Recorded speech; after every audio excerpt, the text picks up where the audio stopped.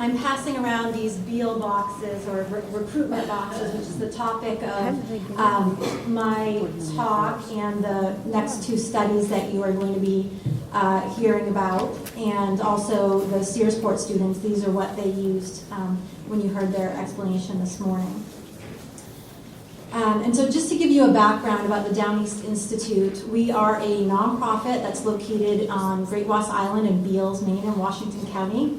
And our mission is to improve the lives of coastal and Downeast Mainers. And we do that through marine research. We're a marine research facility. Most of our research has been focused on applied research. And we're also an education center. And we're also a shellfish hatchery. We're the first public shellfish hatchery in the state. And we're also serve as the University of Maine at Machias Marine Field Station. So the topic, again, my name's Sara Randall. I'm the Associate Director of the Downeast Institute.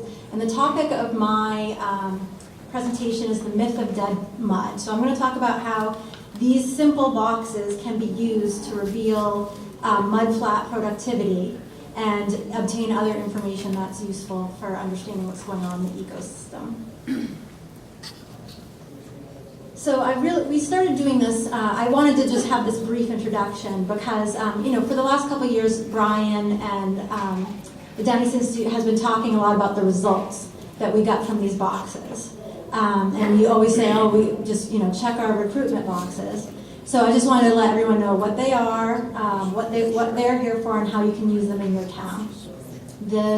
We started using these in 2015. We developed them, and then we set them out in the mudflats that year.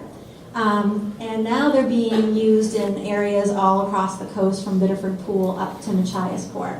And they're really a useful tool because they are so easy and cost-effective to make. All these materials you can find at your local hardware store. It's just strapping, some laths, and the most important ingredient is the mesh. And for the Shellfish Committee's purposes, I think using the pet screen, which is the smaller mesh, is more durable. And so that would be what we recommend. So what they do, they act as settlement traps. So you place them on the mud, and the clams, when they're settling out of the water column, they settle. Some of them settle over here, unprotected. Some of them will settle right through there, the top of the mesh. And it's important to remember that when the clams are settling, they're very, very tiny. So 25 of them can fit on the head of a pin. And so even when you're using the smallest mesh, which is the pet screen that we recommend, which is a 1.7 millimeter, they're still very easily passing through. It's kind of like a mouse going through a barn door. So it's very easy for them to get through. And once they get in there, they are protected more or less from predators. So they can survive and they can grow.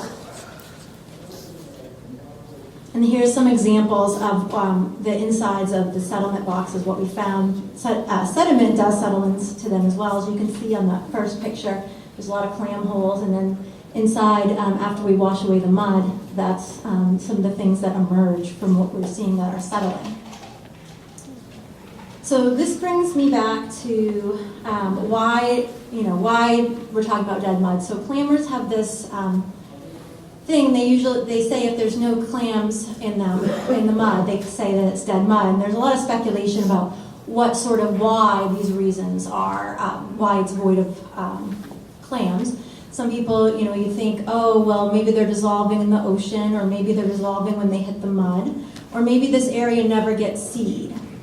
And so these are simple. This is a simple tool that we can really use to discover if those speculations are true, or if it's really being productive. And what we found is that there's a huge amount of settling clams. They're just not surviving.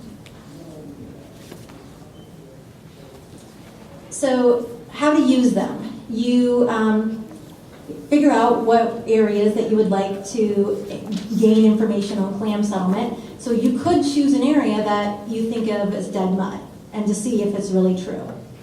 And then before you do it, you want to make sure that you have a minimum of 5 core samples. We're going to recommend that in each place that you put it, you at least put in a small area at least like 5 or 6 recruitment boxes. But before you put them out, take some core samples to get a baseline understanding of what's in the mud now. The deployment dates are going to vary a little bit. From southern Maine to Harpswell, the last 2 weeks of May are going to be good. From Georgetown to Rockport, the last week of May, the first week in June, and then to Rockport East, the first or second week in June. It's, for these, you definitely do not want to put mud in them. And then you want to make sure that they're really firm inside, seated in the mud, because you don't want them to self-sieve. And you want to secure them with laths. We just take laths and we pound them in. Right up tight to the box, and then put a couple nails in there and let them go. And then you retrieve them in November and wash them through a sieve. And then you get information about what sort of productivity you have on the mudflats. And if you would like help interpreting the data, the Downeast Institute will be sure to help you. Here's some pictures of deploying in a high intertidal area. That was from 2016. And then retrieving some meal boxes and then taking off the protective covering. And some of the examples of the high levels of productivity we found once we put the meal boxes out. And these are areas when we take samples also when we collect them, and these are areas that there's 1 clam per square foot or less survivorship right next to boxes like this, but inside we see 1,400 animals per square foot. So it's pretty amazing stuff. And we're going to talk exactly about what Bailey Bowden found out in Northern Bay next.